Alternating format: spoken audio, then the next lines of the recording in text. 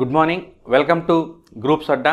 So మీరు అందరూ గమనించే ఉంటారు, రీసెంట్గా మనము కరెంట్ అఫైర్స్ని స్టార్ట్ చేసుకోవడం జరిగింది. అది కూడా కాన్సెప్ట్ ఓరియంటెడ్ కరెంట్ అఫైర్స్, అంటే లైక్ ఆబ్జెక్టివ్ వేలో కాకుండా మారుతున్నటువంటి ప్రశ్నపత్రాల సరళికి ఆధారంగా కాన్సెప్ట్ ఓరియంటెడ్ కరెంట్ అఫైర్స్ని స్టార్ట్ చేసుకోవడం జరిగింది. అండ్ విత్ ఇన్ 1 వీక్ మనము డైలీ కరెంట్ అఫైర్స్ని కూడా గ్రూప్స్ అడ్డాలో డిస్కస్ చేసుకుంటాము. అండ్ మీన్ వైల్ మనకి ఏపీపీఎస్సీ నుంచి junior assistant cum computer assistants and AE పోస్టులకు సంబంధించి అతి త్వరలో నోటిఫికేషన్స్ రానున్న నేపథ్యంలో జనవరి నుంచి ఇప్పటిదాకా ఉన్నటువంటి కరెంట్ అఫైర్స్ అన్నింటినీ కూడా కవర్ చేసేలాగా సబ్జెక్ట్ వైజ్గా environmental, SNT, economy and remaining subjects అన్నింటినీ కూడా మనం డిస్కస్ చేసుకుంటాము ఈ 8 months current affairs. And mainly రాబోతున్నటువంటి ఈ APPSC junior assistant cum computer assistant 670 పోస్టులకు సంబంధించి ఆల్రెడీ క్లాసెస్ అనేటివి గ్రూప్స్ అడ్డాలో స్టార్ట్ చేయడం జరిగింది. అలాగే ఏఈ పోస్టులకు సంబంధించి కూడా క్లాసెస్ అనేటివి స్టార్ట్ చేయడం జరిగింది. సో నోటిఫికేషన్స్ అనేటివి అతి త్వరలో వస్తున్నట్టుగా మనకి సమాచారం కూడా ఉంది. ఎందుకంటే రీసెంట్గా రిజర్వేషన్స్ ఏవైతే ఉన్నాయో వాటికి సంబంధించి ఒక 5 years ఎక్స్టెన్షన్ చేస్తున్నట్లుగా గెజిట్ కూడా వచ్చిన నేపథ్యంలో everything is set to release అన్నట్టుగా ఉంది. సో అందరూ కూడా రెగ్యులర్గా క్లాసెస్ ఫాలో అవ్వండి.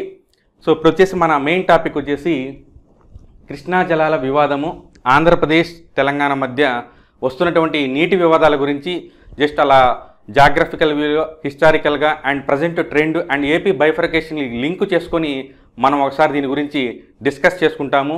సో అసలు ఎందుకు వచ్చింది ఈ ఫస్ట్లోనే ఎందుకు వచ్చింది ఈ ప్రాబ్లం అని చెప్పి కానీ మనము డిస్కస్ చేసుకుంటే, ఫస్ట్ రాయలసీమ ఎత్తిపోతల పథకాన్ని ఎప్పుడైతే మనము నిర్మాణం చేపడతామని చెప్పి ఆంధ్రప్రదేశ్ ప్రభుత్వం అనౌన్స్ చేసిందో అప్పుడు తెలంగాణ సుప్రీంకోర్టు నుంచి అండ్ గ్రీన్ ట్రిబ్యునల్ వీళ్ళందరి దగ్గరికి కూడా వెళ్ళి దీని గురించి డిపిఆర్ తీసుకురావాలా, డీటెయిల్ ప్రాజెక్ట్ రిపోర్ట్ కావాలా అని చెప్పి అడగడం జరిగింది. సో ఆ విధంగా మన ఇద్దరి మధ్య, 2 రాష్ట్రాల మధ్య కొన్ని ఇష్యూస్ అనేటివి రావడం జరిగింది.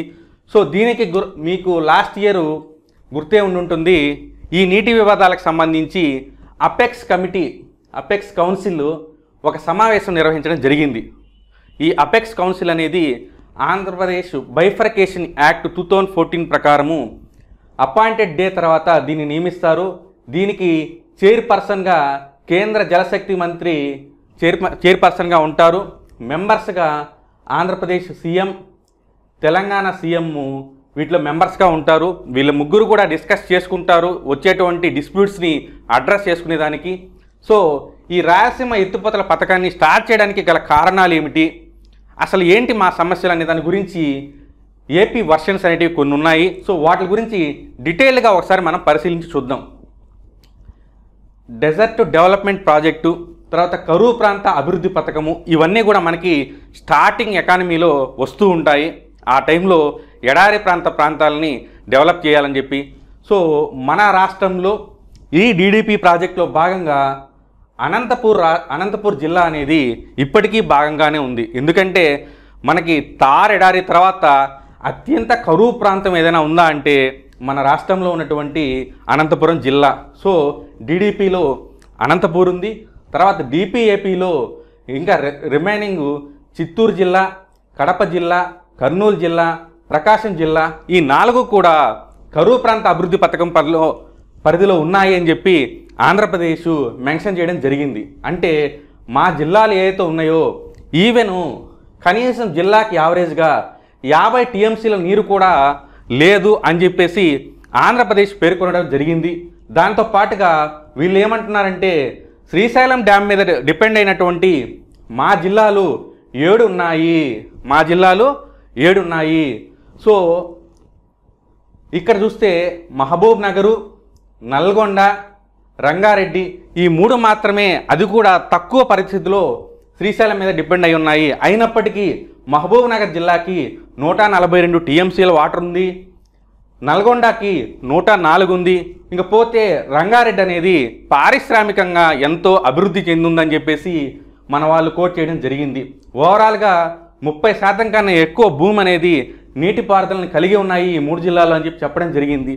సో అంతేకాకుండా ఒక జిల్లా అనేది స్వయం సమృద్ధి సాధించాలంటే కనీసము 100 టీఎంసీలు ఉండాలని చెప్పి కూడా మనకు ఒక నేషనల్ లెవెల్లో ఒక పాయింట్ అనేది ఉంది. ఇక్కడ చూస్తే మనకి లెస్ దాన్ 50 టీఎంసీలు ఉంటే కరువు అనేది ఏ విధంగా ఉందనేది అర్థమవుతుంది. సో దానికి తగ్గట్టుగా మా వరకు మేము ప్లాన్ చేసామని చెప్పి వాళ్ళు చెప్పడం జరిగింది. అంతేకాకుండా మా వాటా నీటినే మేము వినియోగించుకోలేకపోతున్నామని చెప్పి కూడా ఆంధ్రప్రదేశ్ తన వర్షన్ని వినిపించడం జరిగింది. అదేంటి, మన వాటాను మనం ఎందుకు ఉపయోగించుకోలేకపోతున్నాం అంటే ఇక్కడ మీరు బాగా గమనించగలరు. శ్రీశైలం డ్యాంలో 854 ఫీట్స్ అంటే 854 అడుగుల వరకు వాటర్ ఎప్పుడైతే ఉంటుందో అప్పుడు పోతిరెడ్డిపాడు హెడ్ రిజర్వాయర్ పిహెచ్ఆర్ అంటారు. దీని గురించి కూడా మీకు వస్తుంది, కాసేపట్లో చెప్తాను అసలు ఎందుకు వచ్చింది ఇది అనే దాని గురించి. సో యాజ్ ఆఫ్ నౌ అయితే 854 అడుగుల దగ్గర పిహెచ్ఆర్ పోతిరెడ్డి హెడ్ రిజర్వ్ ద్వారా 7000 క్యూసెక్లని ఎత్తి పోయడానికి అవకాశం ఉంది. అయితే ఎప్పుడైతే 881 పైన అంటే 881 to 885 ఉంటుందో అప్పుడు ఈ పోతిరెడ్డిపాడు హెడ్ రిజర్వ్ ద్వారా 44 క్యూసెక్ల నీళ్ళు అనేటివి ఎత్తిపోసుకునేదానికి అవకాశం ఉంటుంది అని చెప్పి చెప్పడం జరిగింది. మీరు ఒకటి గమనించాలా, ప్రస్తుతం ఉన్న పరిస్థితుల్లో ఈ స్టేజ్కి వెళ్ళాలా అంటే చాలా వాటర్ ఉండాలా. పరిస్థితి అనేది చాలా మారిపోయింది. డెఫిసిట్ అనేది రెయిన్ఫాల్ చాలా ఉంది. ఈ మధ్య కాలంలో కరోనా వలన వస్తే కొంచెము సర్ప్లస్ వచ్చి ఉండొచ్చేమో కానీ డెఫిసిట్ అయితే ఎప్పుడూ కూడా శ్రీశైలంలో ఉంది.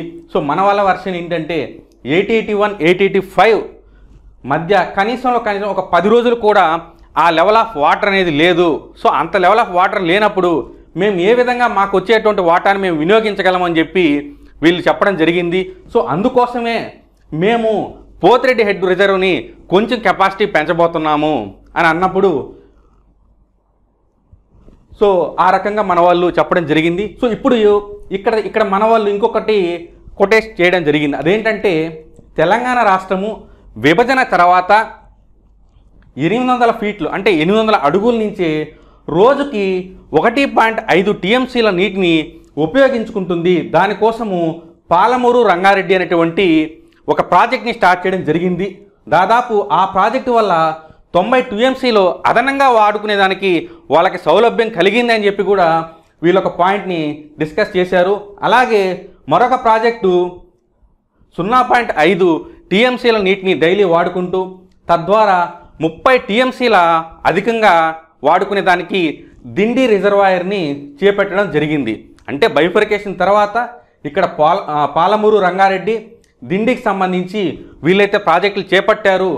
జస్ట్ రాయలసీమ ఎత్తిపోతల పథకం అది కూడా వాడుకోవాల్సిన వాటర్ని వాడుకునే దానికోసం కట్టిన దానికి ఎందుకు ఈ విధంగా అని చెప్పి ఆంధ్రప్రదేశ్ నీటి అధికారులు తెలపడం జరిగింది. సో అంతేకాకుండా ఇంకొక పాయింట్ వీళ్ళు డిస్కస్ చేశారు. అదేంటంటే 794 అడుగుల వద్ద తెలంగాణ రాష్ట్రము విద్యుత్ కేంద్రాన్ని చేపట్టడం జరిగింది ఎడమగట్టు వద్ద. అంటే రోజుకి 4 టీఎంసీల వాటర్ని వినియోగించుకుంటూ 796 దగ్గర నుంచి 4 టీఎంసీల వాటర్ వాడుకుంటూ ఎడమగట్టు వద్ద విద్యుత్ కేంద్రాన్ని వాడుకోవడం జరిగింది. ఆ వాటర్ అనేది వృధాగా బంగాళాఖాతంలో విడుదల చేస్తున్నట్లుగా వీళ్ళు మెన్షన్ చేయడం జరిగింది. సో ఫైనల్గా మన ఏపీకి సంబంధించి చెప్పొచ్చేది ఏంటంటే 2.54 కోట్ల జనాభా, దాదాపుగా 84,000 చదరపు కిలోమీటర్లు, దాదాపుగా 6 నుంచి 7 జిల్లాలు శ్రీశైలం మీద డిపెండ్ అయి ఉన్నాయి. కాబట్టి ఎట్టి పరిస్థితుల్లో కూడా మాకు రావాల్సిన వాటర్ని మేము ఉపయోగించుకునేదానికి ఈ ప్రాజెక్ట్ని చేపడతామని చెప్పి ఆంధ్రప్రదేశ్ వర్షన్ అనేది ఆ విధంగా ఉంది. పోతే వీళ్ళు దానికోసంగా చెప్తున్నారు, మేము కూడా 800 అడుగులకు వచ్చినప్పుడు 800 అడుగులు వచ్చినప్పుడు ఇక్కడ 794, ఇక్కడ 800 అడుగులు వచ్చినప్పుడు రోజుకు 3 టీఎంసీలని ఎత్తిపోసే విధంగా రాయలసీమ ఎత్తిపోతల పథకాన్ని చేపడుతున్నాము అని చెప్పి వాళ్ళు అక్కడ మెన్షన్ చేయడం జరిగింది. సో ఇది అసలు ఎందుకు సమస్య, ఎలా వచ్చింది సమస్య అనే దాని గురించి. సో ఓవరాల్గా రావాల్సినటువంటి వాటర్ని అధికంగా ఉపయోగించుకునే దానికోసం అంటే లెస్ టైంలో ఎక్కువ వాటర్ని ఎత్తిపోసే విధంగా రాయలసీమ ఎత్తిపోతల పథకాన్ని నిర్వహించడం జరుగుతుందని చెప్పేసి ఆంధ్రప్రదేశ్ యొక్క వర్షన్ అనేది మనం గమనించాం. ఇప్పుడు పోతే అసలు ఏంటి ఈ గొడవలు ఒక్కసారి చారిత్రకంగా చూసి ఆ ట్రిబ్యునల్స్ ఏవైతే వచ్చాయో ఎప్పుడు వచ్చాయి ఏం చెప్పాయని చెప్తే మనకి ఆబ్జెక్టివ్ పరంగా లేదంటే కాన్సెప్టువల్ పరంగా చాలా హెల్ప్ అవుతుంది. 2 ట్రిబ్యునల్స్ రావడం జరిగింది. అసలు ట్రిబ్యునల్స్ ఎలా వచ్చాయి అనే దాని గురించి చూస్తే మనకి అంతర్రాష్ట్ర నదీ జలాల వివాదాలకు సంబంధించి ట్రిబ్యునల్స్ అనేటివి ఏర్పాటు చేయొచ్చు అని చెప్పి మనకి మెన్షన్ చేసి ఉన్నారు రాజ్యాంగంలో కూడా. సో దానికి అనుగుణంగా 1969లో మనము బచావత్ అనేటువంటి ట్రిబ్యునల్ని స్టార్ట్ చేసుకోవడం జరిగింది. సో అంతకన్నా ముందు 1969లో కృష్ణా రివర్ మేనేజ్మెంట్ బోర్డ్ని ఏర్పాటు చేసుకోవడం జరిగింది. దీని పరిధిలో మొత్తము 4 ప్రాజెక్టులు అనేటివి ఉన్నాయి. అవేంటంటే జూరాల ప్రాజెక్టు, నాగార్జున సాగరు, శ్రీశైలము, పులిచింతల. సో ఇక్కడ వర్షన్ ఏ విధంగా ఉందంటే ఈ 3 ప్రాజెక్టులు ఏదైతే ఉన్నాయో మెయిన్ ఈ 2 అయితే ఉన్నాయో నాగార్జున సాగరు, శ్రీశైలము 2 కూడా ఉమ్మడిగా ఉన్నాయి. ఎందుకంటే నాగార్జున సాగరు, శ్రీశైలం అనేటి మిడిల్లో ఉన్నాయి. సో కుడివైపున వచ్చేసి అది ఏపీకి సంబంధించింది, ఎడం వైపు వచ్చేసి అది టీఎస్కి సంబంధించింది, తెలంగాణకు సంబంధించింది. సో 2 కూడా మిడిల్లో ఉండబట్టి ఈ రెండింటి మీద ఎక్కువగా వివాదాలు అనేవి వస్తున్నాయి. సో జురాల ప్రాజెక్ట్ అనేది ఎగువన ఉంది, అంటే ఏపీకి ఏమాత్రం సంబంధం లేదు. తర్వాత ప్రకాశం బ్యారేజ్ అనేది కింద ఏపీలో ఉంది, తెలంగాణకి ఏమాత్రం సంబంధం లేదు. ఆ రకంగా మొత్తము ప్రాజెక్ట్స్ అనేటివి ఇక్కడ మీకు క్లియర్గా చూపించడం జరిగింది. సో పోతే బ్యాక్ టు అవర్ ట్రిబ్యునల్స్ కానీ వెళ్ళామంటే 1969లో బచావత్ ట్రిబ్యునల్ని ఏర్పాటు చేయడం జరిగింది. 2 రాష్ట్రాల మధ్య ఉన్నటువంటి నీటి వివాదాలని పరిష్కరించాలని. అంటే 2 రాష్ట్రాలంటే ఏపీ తెలంగాణ అని కాదు, ఎందుకంటే కృష్ణా నది అనేది భారతదేశంలో 4వ పెద్ద నది. దీని యొక్క పరివాహక రాష్ట్రాలు మహారాష్ట్ర, కర్ణాటక, తెలంగాణ, ఆంధ్రప్రదేశ్. సో ఆ టైంలో కేవలం ఆంధ్రప్రదేశ్ అనేది ఉండింది కాబట్టి 1969లో 3 రాష్ట్రాల మధ్య అత్యధికంగా నీటి పంపిణీని పునఃసమీక్షించుకొని హెల్ప్ చేయాలన్నట్టుగా ఈ ట్రిబ్యునల్ని ఏర్పాటు చేయడం జరిగింది. సో 1969లో ఫామ్ అయినటువంటి ఈ ట్రిబ్యునల్ అనేది 1973లో తన తీర్పుని ప్రకటించింది. కానీ ఆ తీర్పుని అధికారికంగా మాత్రము 1976లోనే ప్రకటించడం జరిగింది. సో ఇయర్స్ అనేటివి చాలా చాలా ఇంపార్టెంట్. 1969 బచావత్తు ప్రకటించింది 1976 అఫీషియల్గా. సో వీళ్ళేం చెప్పారంటే కృష్ణా జలాలలో 75% వీళ్ళు పంపకానికి అనుగుణంగా తీసుకోవడం జరిగింది. ఆ 75% 2060 టీఎంసీలుగా నిర్ధారించడం జరిగింది. దానికి అనుగుణంగా మహారాష్ట్రకి 560 టీఎంసీలు పంచారు, కర్ణాటకకి 700 టీఎంసీలు పంచారు, ఆంధ్రప్రదేశ్కి 800 టీఎంసీలని పంపించడం జరిగింది. పోతే మిగులు జలాలు అనేటివి ఎప్పుడు కూడా ఉంటాయి, ఎందుకంటే మ్యాక్సిమం వాటర్ని ఎప్పుడు కూడా ఏ ట్రిబ్యునల్ కూడా పంచదు. ఎందుకంటే యావరేజ్గా తీసుకుంటారో లాస్ట్ కొన్ని డికేట్స్ని తీసుకుని ఆ డ్యామ్లో లభ్యమవుతున్నటువంటి నీటి పరిమాణం ఆధారంగా ఒక యావరేజ్ని తీసుకొని దాన్ని పంచడానికి ఉపయోగిస్తారు. కొంత మిగులు జలాలు అనేటివి ఎప్పటికి కూడా ఉంటాయి.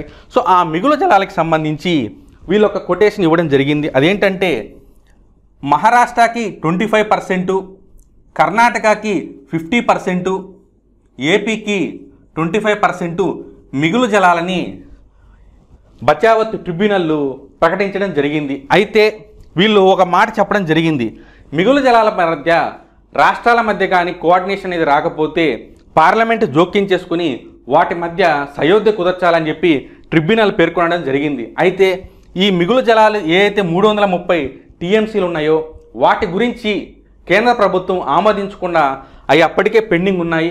సో కృష్ణా నదికి సంబంధించి చివరన్న రాష్ట్రము ఆంధ్రప్రదేశ్ కాబట్టి ప్రస్తుతానికి మిగులు జలాలు అనేటివి ఆంధ్రప్రదేశ్ వాడుకుంటూ వస్తుంది. సో ఆఫ్టర్ బైఫర్కేషను మనకున్నటువంటి వాటా అనేది ఏపీ తెలంగాణల మధ్య 512, 299 టీఎంసీలుగా డివైడ్ చేయడం జరిగింది.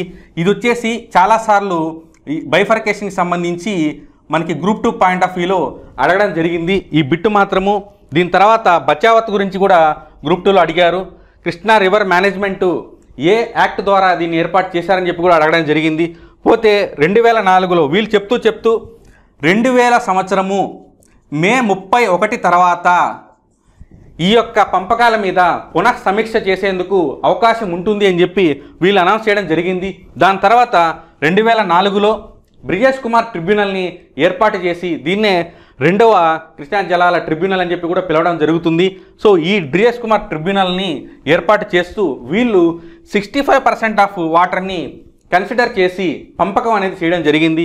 దానికి అనుగుణంగా ఆంధ్రప్రదేశ్కి దాదాపుగా 1000 టీఎంసీలు, కర్ణాటకకి 911, మహారాష్ట్రకి 666 టీఎంసీలని పంచడం జరిగింది. సో దీనికి అనుగుణంగా తర్వాత మీ అందరికీ తెలిసిందే 2014 బైఫర్కేషన్ ఏదైతే ఉందో దాని తర్వాత నీటి జలాల ఒప్పందానికి సంబంధించి ఆల్రెడీ పనిచేస్తున్నటువంటి లేదంటే అనౌన్స్ చేసినటువంటి ప్రాజెక్టుల మీద మనం ఏం కూడా మాట్లాడడానికి లేదు. కొత్తగా చేపట్టే ప్రాజెక్టులు మాత్రము ఖచ్చితంగా పర్మిషన్ తీసుకోవాలని చెప్పి యాక్ట్లో రాయడం వల్ల ఆ భాష పరంగా స్టార్టింగ్ ఎవరైనా కానీ ఒక చిన్న శంకుస్థాపన కానీ లేదంటే ప్రాజెక్టుకి సంబంధించిన అనౌన్స్మెంట్ ఉంటే దాన్ని బేస్ చేసుకొని ఇది ఆల్రెడీ స్టార్ట్ చేసిందని చెప్పి చెప్పడము, వాటి మీద ప్రాజెక్టులు కట్టడం వల్ల కొంతమేర వివాదాలకు అవకాశం కలిగిందని చెప్పేసి తెలియజేస్తున్నాను. సో దీని తర్వాత టీఎస్ వర్షన్ కూడా మనం ఒకసారి గమనించాలి.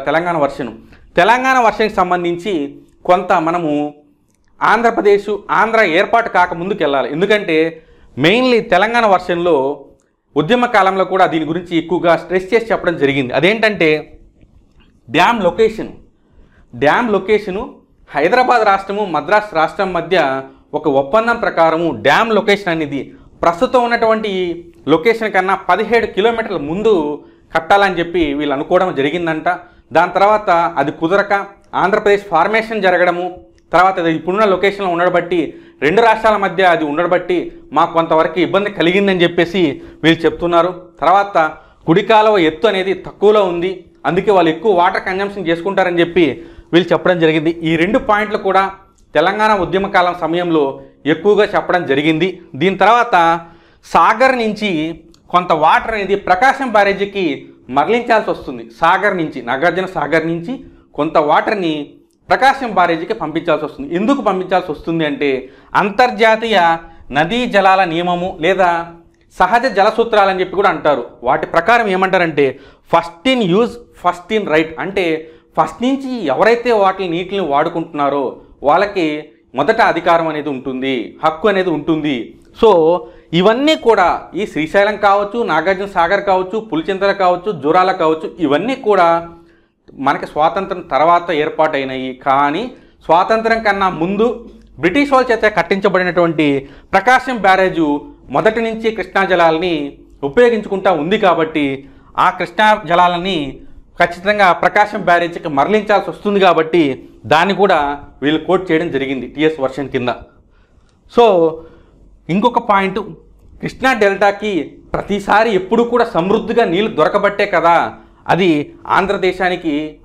భారతదేశానికి అన్నపూర్ణ అని చెప్పి పిలువబడుతుంది. అంటే ఎంత సమృద్ధమైన వాటర్ అనేది కృష్ణా డెల్టాకి వస్తూ ఉంది. సో అధికంగా అక్కడికే వాటర్ వెళ్ళిందని చెప్పేసి వీళ్ళు కోట్ చేయడం జరిగింది.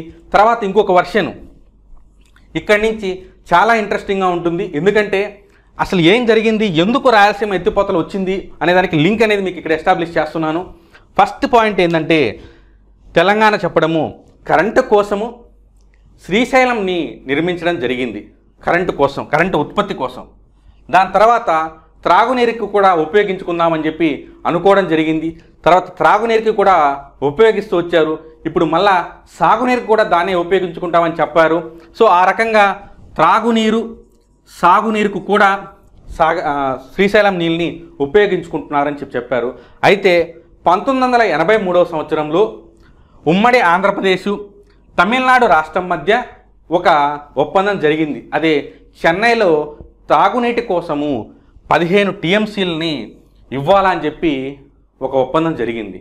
దానికి అనుగుణంగా తెలుగు గంగా అనేటువంటి ఒక ప్రాజెక్ట్ని స్టార్ట్ చేయడం జరిగింది. ఆ ప్రాజెక్ట్ యొక్క ఉద్దేశం ఏంటంటే శ్రీశైలంలో నీళ్లు ఒక కాలువలో వేసి అట్నుంచి అది చెన్నై కాలువ అని చెప్పి పిలుస్తారు. అది నెల్లూరు జిల్లాలోని సోమేశ్వర డ్యామ్కి అనుసంధానంగా మద్రాస్ కాలువ అని చెప్పి పిలువబడుతుంది.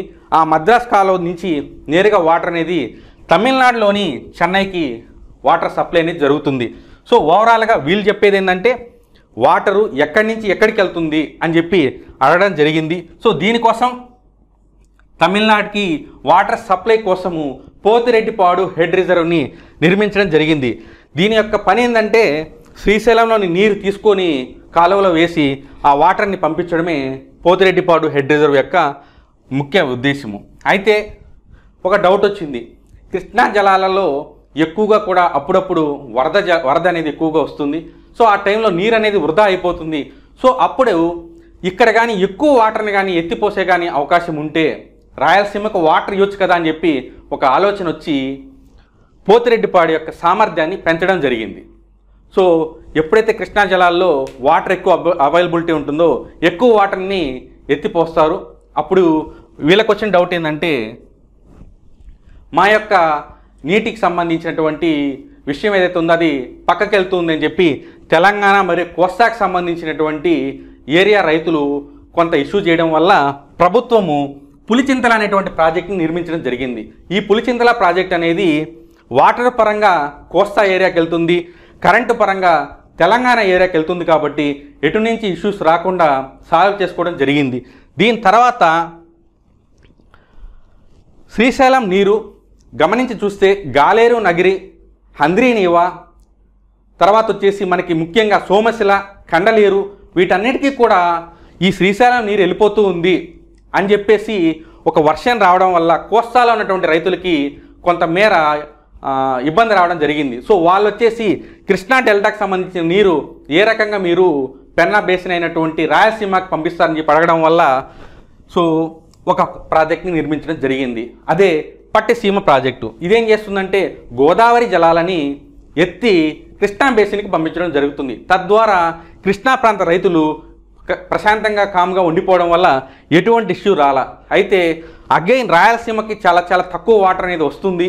సో దానికోసము పోతిరెడ్డిపాడు హెడ్ రిజర్వ్ని పెంచడంతో పాటుగా రాయలసీమ ఎత్తిపోత పథకాన్ని స్టార్ట్ చేయాలని చెప్పేసి ఆంధ్రప్రదేశ్ ఎప్పుడైతే ఆలోచించి ఈ నిర్ణయం తీసుకునిందో మొత్తం ఇష్యూ అనేది మళ్ళా మొదటికి వెళ్ళింది. ఒక్కొక్కరిని కాంప్రమైజ్ చేసుకుంటూ పులిచింతల, పట్టిసీమ అందరినీ కూడా సాటిస్ఫై చేస్తూ అడుగులు వేస్తున్నటువంటి ఆంధ్రప్రదేశ్ ప్రభుత్వము ఇప్పుడు రాయలసీమ ఎత్తిపోతల పథకం దగ్గరకు వచ్చి ఆగి ఉంది. దీనికి సంబంధించి మనకి చాలా చాలా డిస్కషన్ అనేది జరిగింది. అపెక్స్ కౌన్సిల్ 2 సార్లు సమావేశం జరిగింది.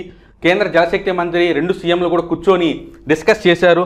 దాని తర్వాత ఏపీ బైఫర్కేషన్ యాక్ట్లో కూడా కొన్ని పాయింట్స్ అనేవి మనకి మెన్షన్ చేస్తున్నారు. 84 సెక్షన్ ద్వారా అపెక్స్ కౌన్సిల్ని ఏర్పాటు చేయాలని, 85 ద్వారా వాటర్ నిర్వహణ బోర్డుని ఏర్పాటు చేయాలని, 85(2) చాలా చాలా చాలా ఇంపార్టెంట్. కారణం ఏమిటంటే 85(2) ఏం తెలుపుతుందంటే కృష్ణా నది నిర్వహణ బోర్డు ఏదైతే ఉందో అది ఆంధ్రప్రదేశ్లోనే తరలించాలి, ఆంధ్రప్రదేశ్లోనే ఉంచాలని చెప్పి చెప్పడం జరిగింది. కానీ అది ఇప్పటికీ కూడా రాలేదు అని చెప్పేసి ఆంధ్రప్రదేశ్ వర్షన్లో భాగంగా ఉంది. ఎందుకంటే గోదావరికి సంబంధించినటువంటి నీటి నిర్వహణ బోర్డు అనేది తెలంగాణలో ఉంటుంది, కృష్ణాకి సంబంధించినటువంటి బోర్డులో ఉంటుంది. ఆ రకంగానే ఉండాలని చెప్పేసి మనకి యాక్ట్లో కూడా బైఫర్కేషన్ యాక్ట్లో కూడా ఇచ్చారు. దీనికి అనుగుణంగా కేంద్రం గెజిట్ కూడా రిలీజ్ చేయడం జరిగింది. సో తొందరలో దీనికి సంబంధించి నిర్ణయం అనేది కూడా వెలువడింది. సో ఇప్పుడు ట్రిబ్యునల్ ప్రకారము ఇక్కడ ఏదైతే ఉందో మనకి జలాల యొక్క నిష్పత్తి అని చెప్పి చాలాసార్లు అడిగే అవకాశం ఉంది. అదేంటంటే 66:34. సో ఇప్పుడు కొత్త వర్షన్ ప్రకారము తెలంగాణ ఏమంటుందంటే తెలంగాణ ఏపీకి మాకు మధ్య 50:50 నిష్పత్తిలో జలాలు అనేటివి ఉండాలి అని చెప్పి తెలంగాణ వర్షన్ ఉంది. ఏపీ వర్షన్ ఏముందంటే 70:30. ఏపీకి ఆల్రెడీ 60+ ఉంది. సో ఇక్కడ 70 కావాలని చెప్పి వీళ్ళు అడుగుతున్నారు. 66 నుంచి జస్ట్ 4 పెంచండి అని చెప్పి ఏపీ అడుగుతుంది. తెలంగాణ ఏమంటుందంటే 16 తగ్గించి 50 చేసి మాకు 16 పెంచండి అని చెప్పేసి తెలంగాణ వర్షన్ ఉంది. తెలంగాణ వర్షన్ ప్రకారము ఎప్పుడైతే ట్రిబ్యునల్ డిస్కస్ చేసిందో ఆ సమయంలో మా గురించి మేము ఉనికిలో లేము కాబట్టి మరోసారి కొత్తగా పంపకాలని చేపట్టండి, కొత్త ట్రిబ్యునల్ వేసి మరోసారి కృష్ణా జలాల్ని పునః కేటాయించండి అని చెప్పినప్పుడు మహారాష్ట్ర, కర్ణాటక 2 కూడా సుప్రీంకోర్టుకి వెళ్ళి ఇది సరైనది కాదు, మీరు కొత్తగా ఏర్పడ్డారు కాబట్టి మీ 2 రాష్ట్రాలు దీని గురించి ఆలోచించి నిర్ణయం చేసుకోండి అని చెప్పి చెప్పడం జరిగింది. సో ఆ రకంగా మనకి ఈరోజు టాపిక్ అనేది గడిచింది. సో దీంట్లో మెయిన్ ఎగ్జామ్ పాయింట్ ఆఫ్ వ్యూలో మీకు నేను ఇందాక చెప్పినట్టుగా ఈ యాక్ట్స్ అన్నీ కూడా చాలా చాలా ఇంపార్టెంటు. అండ్ మెయిన్లీ ఆ నిష్పత్తి, దీని తర్వాత బైఫర్కేషన్ తర్వాత ఎన్ని టీఎంసీలు వచ్చాయని, తర్వాత ఏ డ్యామ్లు ఎందుకు కట్టారు, ఫర్ ఎగ్జాంపుల్ పులిచింతలు కావచ్చు, పట్టిసీమ కావచ్చు, రాయలసీమ ఎత్తిపోతలు కావచ్చు, అండ్ పోతిరెడ్డిపాడు హెడ్ రిజర్వ్ అనేది ఎందుకు ఏర్పాటు అయింది అంటే మద్రాస్ వాళ్ళకి చెన్నై వారికి నీటి కోసంగా దీన్ని ఏర్పాటు చేయడం జరిగింది. అండ్ మెయిన్లీ కృష్ణా నదీ నిర్వహణ బోర్డు కింద ఎన్ని ప్రాజెక్టులు ఉన్నాయన్నప్పుడు మనకి 4 ప్రాజెక్టులు ఉన్నాయి. ఒకటి జురాల, నాగార్జున సాగర్, శ్రీశైలం, పులిచింతల. సో ఈ రకంగా ఉంది. దీని తర్వాత geography and economy point of వ్యూలో ఏపీ వర్షన్ ప్రకారము డెజర్ట్ డెవలప్మెంట్ దాంట్లో భాగంగా అనంతపురం అనేది ఆ స్కీమ్లో ఉంది. దీని తర్వాత వచ్చేసి ఇది జస్ట్ కాన్సెప్ట్గా గుర్తుపెట్టుకుంటే సరిపోతుంది ఈ రీసెంట్గా జరిగినటువంటి డెవలప్మెంట్స్. సో ఓవరాల్గా వచ్చేసి ఆంధ్రప్రదేశ్ నదీ జలాలకు సంబంధించి ఎప్పటి నుంచో వస్తున్నటువంటి వివాదం అనేది తొందరలో సమస్య పోవాలని చెప్పి, అలాగే మెయిన్లీ వస్తున్నటువంటి ఇతర బైఫర్కేషన్ యాక్టింగ్గా గమనిస్తే సంస్థల విభజన అనేది కూడా ఇంకా అసంపూర్ణంగా ఉండడం జరిగింది. మరియు ఉద్యోగస్తుల యొక్క విభజన కూడా అసంపూర్ణంగా ఉంది. సో ఇవన్నీ కూడా క్లియర్ అయిపోయి ఆంధ్రప్రదేశ్ తెలంగాణ మధ్య ఎటువంటి ఇష్యూ రాకూడదని చెప్పి అందరం కోరుకుందాము. Thank you.